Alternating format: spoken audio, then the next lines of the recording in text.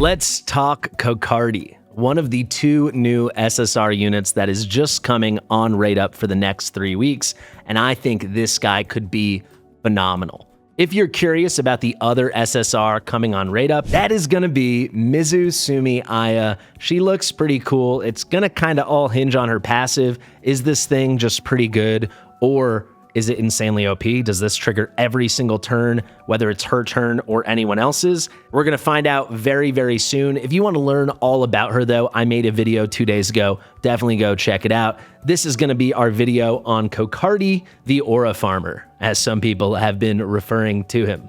I actually think people aren't going to like this. Maybe a hot take. I think he looks kind of basic, kind of a cool dude, but I feel like they designed him and they were like, he kind of looks like an SR, not an SSR.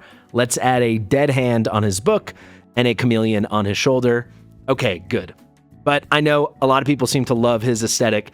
Definitely not my favorite. Not my least favorite, though. And his kit could be my favorite. It's the kind of kit we're going to have to see in action to know exactly how good he is. At a minimum, he's going to be a good DPS, but potentially he could be an excellent DPS who also brings a lot of support. So let's dive right into it, and we have to kick things off with his passive, because everything revolves around this, Flamestrike. And the gist of it is, or the gist of Kokardi in general is, he has this passive, Flamestrike, that is triggered every single time he crits. There's also a bonus effect at the end that we'll discuss, but the main effect is it is a damage trigger that can be extremely good that will happen whenever he crits. How strong the damage he deals depends on the number of Calamity Flame stacks that he has. He can have up to 16 of them at a time, and they allow him to deal an incredible amount of true damage. They're calling it indirect true damage, so this is damage directly scaling off of the target's max HP, though there is a cap we're going to have to discuss.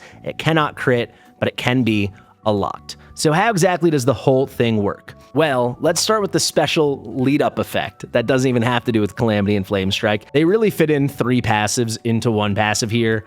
That is far too typical in these games, but whatever. Here you go. When any ally is alive, he cannot be targeted. Kokardi cannot be selected as the primary target, so he can only be hit by AoE moves or not hit at all. There is one exception. He can be targeted if he's under any CC effects. So if he is under any control effects, then you can actually single target him, right? So if you're going up against Kokardi, that is something to think in mind. Now the main effect. Now we get into the Calamity and we get into the Flamestrike damage. When Kokardi has the Calamity Flame effect, meaning he has at least 1 stack or more of Calamity Flame, and he stacks these throughout the battle and they are undispellable. Well, he's always going to have some, basically, if he's taking a turn. When he has that effect and he scores a critical hit, it will deal 1 additional hit of true indirect damage based on the target's max HP. Shells cannot trigger this, but any normal hit from Kokardi that is a crit will trigger this. And how much damage this is depends on the number of stacks of Calamity Flame you have built upon Kokardi. So these are undispellable. They can stack up to 16, and each one of those stacks is going to result in true indirect damage equal to 1.5% of the target's max HP. So you can see 1 stack is 1.5%, so 16 stacks, if you have it maxed out, that's going to be 24% of the target's max HP, and this is just strictly additional damage. This is additional true indirect damage. It scales off of the target's max HP, it ignores all the defense, everything, it cannot crit, it's just pure, real damage. There is one stipulation though, the total damage cannot exceed 20% of Kokardi's attack. So if we look at his base attack now, he comes in just over 1,000 attack. That's not counting everything else you can get from prowess and then dupe, animus prowess, stuff like that. But his natural base is 1,023. So realistically, you're probably going to be able to build him to about 4,000 attack. I think maybe future builds can get it higher. What's 20% of that? Which is going to add up to something like, what, 800 damage? Doesn't sound like much, but that cap is per stack. So the 1.5% cannot exceed 20% of his attack.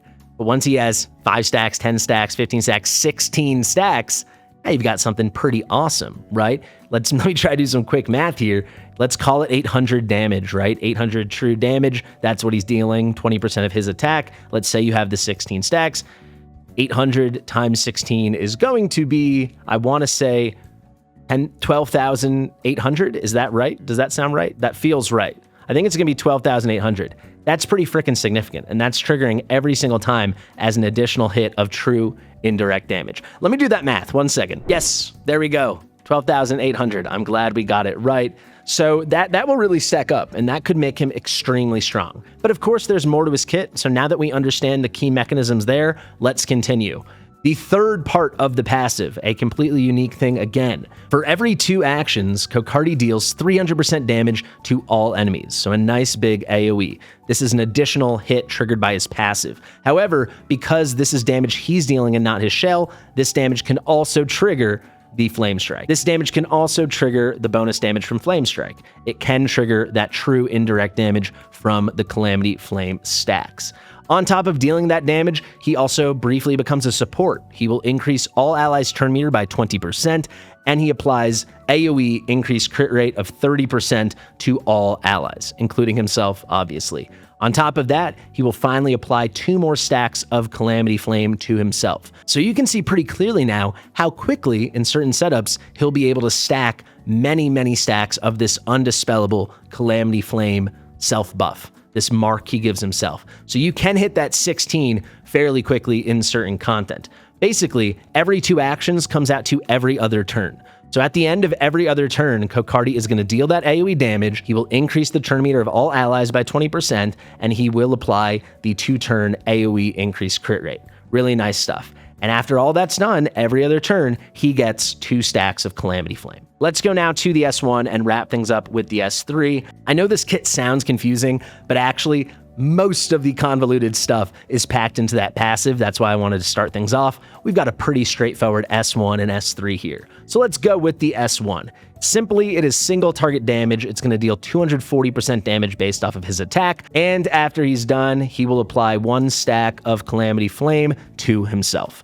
Right? So another way he can keep building up those Calamity Flame stacks. Pretty simple. Just some basic single target damage, and when his turn's over, he gives himself 1 more stack of Calamity Flame. Finally, the ultimate Ember Weave. This is his S3. Kokardi unleashes Blazing Flames, applying crit rate increase of 30%, this time just to himself.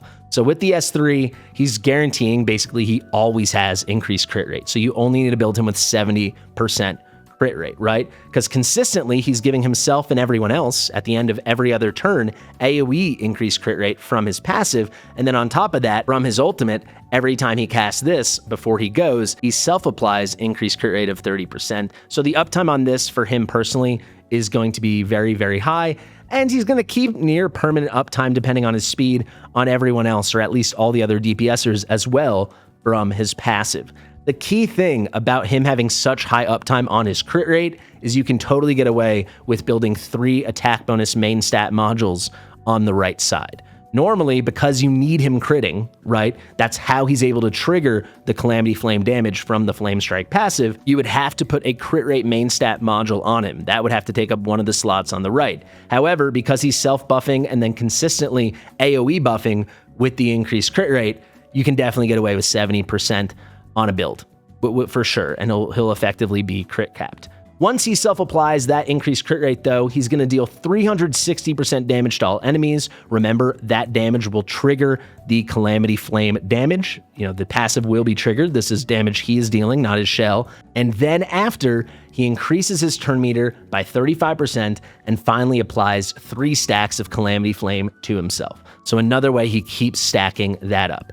The amount of damage I think he's capable of dealing should be really high. It will feel a little limited in PvE because it keeps getting capped by his own attack, but in PvP, it should be a lot of damage, and it's damage that is fully ignoring a ton of stuff, right? It is pure, true indirect damage. I want to point out all the numbers I stated, all the Calamity Flame stack opportunities and the quantities, those were all reflecting him at max skill ups. Obviously, things are a bit less without that. You can see level 5 on the S3, that's when he goes to 3 stacks after the turn. So we can presume it starts at 2 stacks. Another good example here is the final part of the passive applies 2 stacks at the end of this every other situation where he's triggering all this great stuff every 2 actions. This goes up to 2 stacks at level 5, so likely it starts at 1 stack. And then finally, the actual true indirect damage from the Calamity Flame goes up to 1.5% with level 5 on the S1 here.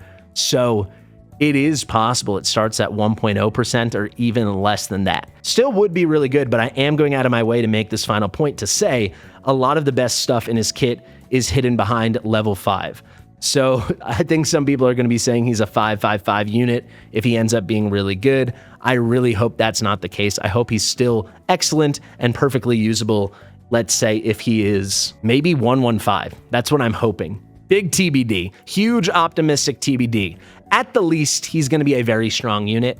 At the best, he could be truly phenomenal. I can't wait to find out. I won't get him immediately on my main account because I'm a dirty free-to-play. I want to get the early results. However, on the Kraken account I've got with Larry, the Lasty account, I will be testing him almost immediately. We're pulling for him tomorrow, maybe today by the time you see this video, and I'm very, very curious how it all plays out because the kit reads, at worst, incredibly interesting, and at best, potentially really OP. All right, guys, thank you so much for watching. If you're not yet subscribed, we are trying hard to get to 2,000 subscribers. So please do consider subscribing to the channel. Also, if you're not yet playing Etheria Restart or you want to re-download, use my link in the description in the top pinned comment. You will not regret it. Thank you, guys. Thank you to Mitchell for editing this video. I've been Fasti, and I'll see you real soon. Bye.